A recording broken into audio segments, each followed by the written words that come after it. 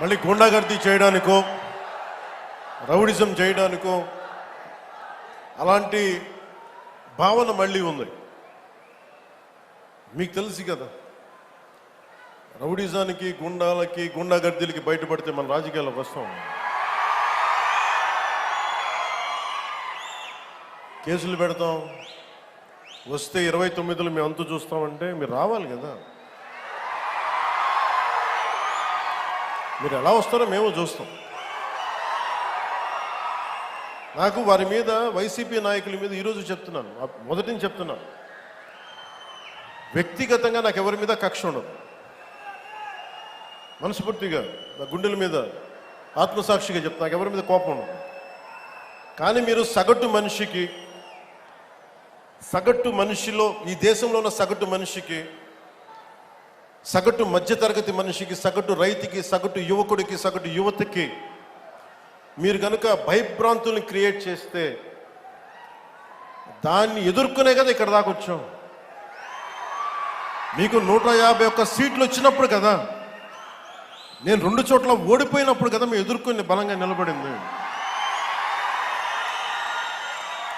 అంటే గుండెల్లో ఎంత దమ్ము ఉండాలి, రక్తంలో ఎంత వేడి ఉండాలి మీలాంటి వాళ్ళు తట్టుకోవాలంటే. ఇంత దుర్మార్గంగా వ్యవహరిస్తూ అప్పుడప్పుడు గుర్తొచ్చినప్పుడల్లా వచ్చి డ్యామ్ డూమ్ జగన్మోహన్ రెడ్డి అధికారంలోకి రానివ్వను, జగన్మోహన్ రెడ్డి అధికారంలో రానివ్వు. ఏంటి ఆ నామస్మరణ? నాకు అర్థం కాల. 2019 ఏం చెప్పా గుర్తుందా? ఏమన్నాయి పవన్ కళ్యాణ్ గారు, 2019లో మీరేమి చెప్పారో గుర్తుందా? డైలాగ్, జగన్మోహన్ రెడ్డి అధికారంలోకి రాడు, నాది హామీ, రానివ్వను అన్నావు. వచ్చాడుగా, వచ్చాడు రాలేదా? మళ్ళీ వాళ్ళు ఏమన్నావు? రానివ్వను, ఆపేస్తాను. జగన్మోహన్ రెడ్డి గారిని అధికారంలోకి రానివ్వను అంటాం కంటే డైలాగ్ మార్చి చెప్పు, చంద్రబాబునే నేను మోస్తాను, చంద్రబాబునే అధికారంలోకి తీసుకొచ్చే ప్రయత్నం చేస్తాను, చంద్రబాబునే భుజాన్ని ఎక్కించుకుంటాను, చంద్రబాబు నాకు అన్ని సదుపాయాలు చేస్తున్నాడు, నాకేమీ అభ్యంతరం లేదు, చంద్రబాబును మొయ్యటమే నా పని, నేను సెకండ్ గ్రేడ్ లీడర్గానే బ్రతుకుతాను అని చెప్పయ్యా. మేమే మాట్లాడాం, మాకెందుకు ఇంకా గొడవ? అది ఉంటే మీ జనసేన వాళ్ళకి కాపులకి సంబంధించిన వ్యవహారం. మా పవన్ కళ్యాణ్ చంద్రబాబుకి శాఖరీ చేస్తాడు, ఇక రెండే పనే లేదు అని చెప్పు. అప్పుడప్పుడు వెళ్ళి షూటింగ్లు చేసుకో, ఎప్పుడన్నా వచ్చి డైలాగులు చెప్పు, ఇంతేగా. అసలు నీకు ఈ ప్రభుత్వంలో అసలు భాగస్వామ్యం ఉందా అని అడుగుతా ఉన్నా. ఉప ముఖ్యమంత్రికి పేరు, హెలికాప్టర్లో సీటు, స్పెషల్ ఫ్లైటు తప్ప అసలు ఉప ముఖ్యమంత్రిగా ఈ పరిపాలనలో నీ భాగస్వామ్యం ఏది అని అడుగుతా ఉన్నా. లేదు, భాగస్వామ్యం అవసరంలా, నాకు ఆఫీస్ కడితే చాలు, క్యాష్ కొడితే చాలు అనే పద్ధతుల్లో వ్యవహరిస్తున్నటువంటి పవన్ కళ్యాణ్ గారు మమ్మల్ని అధికారంలో రానియడంట, ఆపేస్తాడంట, గేటు గారు కాపలా కాస్తాడంట. చంద్రబాబు నాయుడికి గేటు దగ్గర కాపలా హాయ్ ఎవరొద్దన్నారు? 15 సంవత్సరాలు కాదు, బతికున్నంత కాలం చంద్రబాబు దగ్గరే కాపలాగాయి, మాకేం అభ్యంతరం లేదు. మమ్మల్ని ఆపటం నీ వల్ల కాదు, చంద్రబాబు వల్ల కూడా కాదు. ప్రజలు మమ్మల్ని కావాలనుకున్నప్పుడు మేము అధికారంలోకి వస్తాం. జగన్మోహన్ రెడ్డి సింగిల్గా ఫైట్ చేసేటటువంటి తత్వం కలిగిన వాడు తప్ప పవన్ కళ్యాణ్, చంద్రబాబు, భారతీయ జనతా పార్టీ, ఇంకెవరు ఉంటే వాళ్ళు అందరినీ కట్టగలుపుకొని వచ్చేటటువంటి స్వభావం కాదు మాది. ఈ రాష్ట్రంలో సుపరిపాలన అందించాం, దురదృష్టవశాత్తు ఓడిపోయాం. ఇవాళ జగన్మోహన్ రెడ్డి గారు ఎక్కడికి వెళితే అక్కడ జనం ప్రభంజనలాగా వస్తున్నారంటే దాని బాడీ లాంగ్వేజ్ ఏంటి? వాళ్ళు గుట్లుగా వస్తున్నారంటే అయ్యా పొరపాటు అయిపోయిందయ్యా, మిమ్మల్ని కాదని ఆ దుర్మార్గమైన కూటమిని ఎన్నుకున్నాం, నువ్వు మళ్ళా నేను ఎన్నుకుంటావు అనేటువంటి సంకేతాలు పంపుతున్నారు. అందుకే మేము రానియం. 4 సంవత్సరాలు ఉంది స్వామి. ఓ పవన్ కళ్యాణ్ 4 సంవత్సరాలు ఉంది, ఇప్పుడు నుంచి రానియకుండా కాపలేందుకు 4 సంవత్సరాల తర్వాత కదా. నేను రానియం, నేను ఇక్కడే కూర్చుంటా. ఏంది ఇది నాకు అర్థంగా? నేను రానివ్వను రానివ్వను రానివ్వను రానివ్వను అని నువ్వు నీ కూటమిలో ఉన్నటువంటి చంద్రబాబు, పవన్ కళ్యాణ్ అంటున్నాడంటే జగన్ వస్తాడని భయపడుతున్నారు. అలాగే ఏ విధమైన ఇబ్బందులు కలిగించినా చాలామందికి ఒక ఆలోచన ఉండొచ్చు, మళ్ళీ ఆ ప్రభుత్వం వస్తే ఏమవుతుంది, ఆ ప్రభుత్వం రావట్లేదు. అలాగే ఇది గత ప్రభుత్వ పాలకులు కూడా ఇది గుర్తుపెట్టుకోవాలి. మీరు కనుక ఇలా అలాగే ప్రత్యేకించి రోడ్ల మీదకి వచ్చి బ్యానర్లు పట్టుకొని గొంతుకులు కూసేస్తాం, సినిమాలు చెప్పడానికి చాలా బాగుంటాయి ఇవి. నేను సినిమాల నుంచి వచ్చిన వాడిని, సినిమాలు చెప్పడానికి చాలా బాగుంటాయి. నిజ జీవితంలో అవి నమ్మి మోసపోకండి. కాలు మక్కిలు ఎరకొట్టు కింద కూర్చోబెడతాం. జాగ్రత్త, పిచ్చి వేషాలు వేయకండి ఎవరు కూడా. ఇవి సరదాగా ఉండే విషయాలు కాదు ఇవి. శాంతి భద్రతలను ఏమాత్రం క్షీణిస్తే చిన్నపాటిది కూడా సహించం. మీకు బలంగా తెలియజేస్తాను ప్రజలందరికీ కూడా.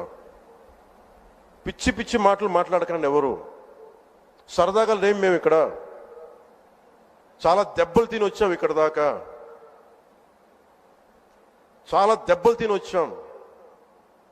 5 స్టార్ హోటల్స్లో ఉన్నా కానీ రక్షణ లేని పరిస్థితిలో ఉండేది. రోడ్ల మీదకి లాక్కొచ్చి మహిళలను కూడా వీళ్ళు జైల్లో పెట్టిన వ్యక్తులు. అవన్నీ తట్టుకొని నిలబడ్డామంటే ఇంకా మేము సంస్కారంగా ఉండాలి. With the constitutional guide lines, with in the frame work of law ఉండాలి. కాబట్టి చాలా పద్ధతిగా మాట్లాడుతున్నాం. అనవసరంగా రెచ్చగొట్టకండి ఇవన్నీ ఇలాంటి మాట్లాడి. నిన్న తమిళనాడు సభలో కూడా చెప్పాను. అదేంటంటే సాధు మిరండాలు కాడు కొడలాదంటే సజ్జనుడి కోపం వస్తే అడవి కూడా ఆపలేదనేది. అలాగా మాది మంచి ప్రభుత్వం.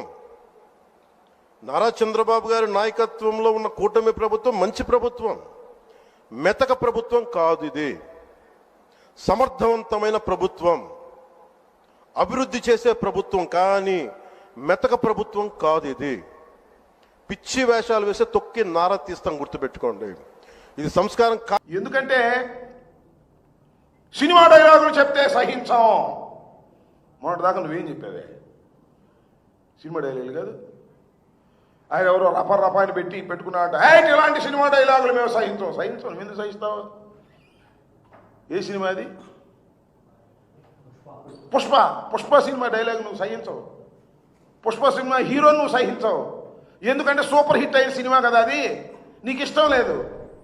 అందుకని దానిలో డైలాగ్ నువ్వు సహించవు అన్నట్టుగా అనిపిస్తుంది మాకు. నువ్వేమన్నావే? ఎవడు అమ్మాయికుడు పాపం తెలియనివాడు ఏదో బోర్డు పెట్టున్నాడు. నువ్వేమన్నా? ఉప ముఖ్యమంత్రివి, సినిమా నటుడివి, శాసనసభ్యుడిగా గెలిచిన వాడివి, ఏమన్నావు నువ్వు? తొక్కి నారదీస్తావా? ఇడేలాగా బాగుందా? బుద్ధి జ్ఞానం ఉందా నీకు? నువ్వైతే తొక్కి నారదీయొచ్చు. ఎవడో అమాయకుడు ఏం మాట్లాడకూడదు. అమాయకుడు మాట్లాడితే నువ్వు సహించవు. నువ్వేమో కారు మీద ఎక్కి అపోజిషన్ ఉన్నప్పుడు వీరవిహారం చేయొచ్చు. జగన్మోహన్ రెడ్డి గారు రూమ్లోంచి బయటికి వెళ్ళడానికి వెళ్ళలేదు. ఏంటి, ఎక్కడున్నావు అసలు, ఏం చేస్తున్నావు? నాకు అర్థం కదా.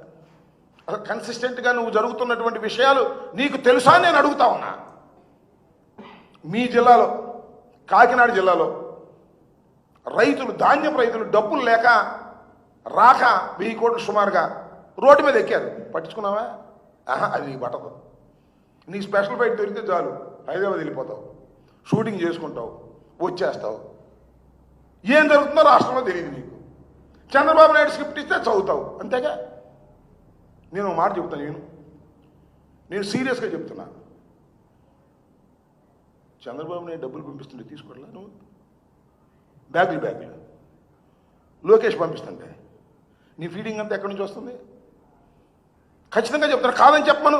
గుండె మీద చెయ్యి వేసుకొని, ఓ పవన్ కళ్యాణ్ గారు, నారా చంద్రబాబు నాయుడు నాకు ఫండ్ పంపట్లేదు పార్టీ నడపడానికి, కారు ఆయిల్ కొట్టడానికి కూడా లోకేష్ డబ్బులేగా నీకు. నీ బిల్డింగ్ కడుతుంది ఎవరు అక్కడ నీ బిల్డింగ్ కడుతుంది ఎవరు చెప్పు. గుండె మీద చేసుకు చెప్పు. ధైర్యంగా చెప్తున్నావు కదా, నీతి నిజాయితీ అని చెప్తున్నావు కదా. అక్కడ నీ బిల్డింగ్ కడుతుంది ఎవరు చెప్పు. నువ్వు కడుతున్నావా? శుభ్రంగా నీకు కావాల్సిన సదుపాయాలన్నీ ఇస్తున్నారు. చక్కగా హాయిగా స్పెషల్ ఫ్లైట్లో వెళ్తున్నావు, డైలాగ్ రాసిస్తే చదువుతున్నావు తప్ప అసలు నీకు స్పృహ ఉందా అని అడుగుతా ఉన్నా నేను. అదేంటది? ఈ సినిమా అండి అది. హరిహర వీరమల్లు, హరిహర వీరమల్లు రిలీజ్ అవుతుంటే ఆపేస్తారా? చూపు లేపేవుగా పైకి. అందరూ థియేటర్లు అందరూ కూడా స్ట్రైక్ చేసేస్తున్నారు నా సినిమా ఆపడం కోసం అన్నావుగా. దాని మీద ఎంక్వైరీ అన్నావుగా, ఏమైంది ఎంక్వైరీ చెప్పు. అసలు నీ సినిమా రిలీజ్ కావట్లేదే, డేటే మార్చేసావే. దీని మీద కోపం వచ్చి నీకు సినిమా ఫీల్డ్లో వ్యతిరేకంగా ఉన్నటువంటి వారి థియేటర్స్ని చెక్ చేసావా? సామాన్యుడికి అందుబాటులో ఉండాలి ధరలు, టిక్కెట్ ధరలు పెరిగిపోతున్నాయి. సంవత్సరానికి గుర్తొచ్చింది, నీ హరిహర వీరమల్లు సినిమా రిలీజ్ అయ్యే సమయానికి నీకు గుర్తొచ్చింది. వెళ్ళావు, చెకింగ్లు చేశావు, ఏం పట్టుకున్నా? ఏం పట్టుకున్నావు చెప్పు, నాకు తెలియగలుగుతా. బెదిరించావు, ఏం పట్టుకున్నా? ఏమైనా క్యాష్ పట్టుకున్నావా? ఎందుకు మాట్లాడలేదు మళ్ళా? అసలు ఈ వీరమల్ల సినిమా ఎందుకు పోస్ట్పోన్ అయింది చెప్పు. ఊరికినే ఆవేశంగా ఏదో రాసి ఇచ్చి చదవటం, అసలు ఆంధ్ర రాష్ట్రంలో ఏం జరుగుతుందో తెలియకోకుండా ఉంటాం. అక్కడ దాకా ఎందుకండి? నీ శాఖగా అదేంటది, పనికి ఆహార పథకం. ఇంతవరకు నాకు తెలిసి పనికి ఆహార పథకంలో ఇన్ని రోజులు బాకీ తీర్చుకోకుండా ఎప్పుడైనా రాష్ట్ర ప్రభుత్వం ఉందా? దీని ఒక్కదానికి సమాధానం చెప్పు. నీ శాఖే, లోకేష్ శాఖ ఎవరో కాదు, నీ శాఖే. అసలు నీ శాఖనే నువ్వు పట్టించుకోవట్లేదే, ఏమిటి అన్యాయం? అదేమంటే ఇంకో మాట కూడా అడుగుతా నేను, చెప్పండి మీరు సమాధానం. తప్పో రైటో, మీ అన్నగారు నాగబాబు గారిని మంత్రివర్గంలో తీసుకోవాలని అనుకున్నామంట, అది ఒక పెద్ద తప్పు అనుకుంటే అనుకున్నావు. చంద్రబాబు నాయుడు లెటర్ ఇచ్చాడు, ఇంత బోర్ని ఇచ్చాడు, చూశారుగా మీరు. కొణిదెల నాగబాబు గారిని రాష్ట్ర మంత్రివర్గంలోకి తీసుకుంటామని లెటర్ రాసి ఇచ్చాడు. ఏమైంది లెటరు? ఏమైంది? అసలు ఎవడన్నా లెటర్ రాసిస్తాడా? మంత్రివర్గంలోకి తీసుకుంటాను పలానా నాన్నని పలానా వ్యక్తినని ఎవరైనా ముందుగా లెటర్ రాసి ఇస్తారా? లెటర్ రాసిస్తే ఇంతవరకు ఎందుకు ఇంప్లిమెంట్ కావట్లేదు? సిగ్గుందా? అడిగే దమ్ముందా? ఏంటిది? హిట్ టీవీ యాప్, ఇందులో short news, live news, entertainment shows, movies, digital magazines తో పాటు మీ జిల్లా వార్తలను కూడా ఫ్రీగా చూడొచ్చు.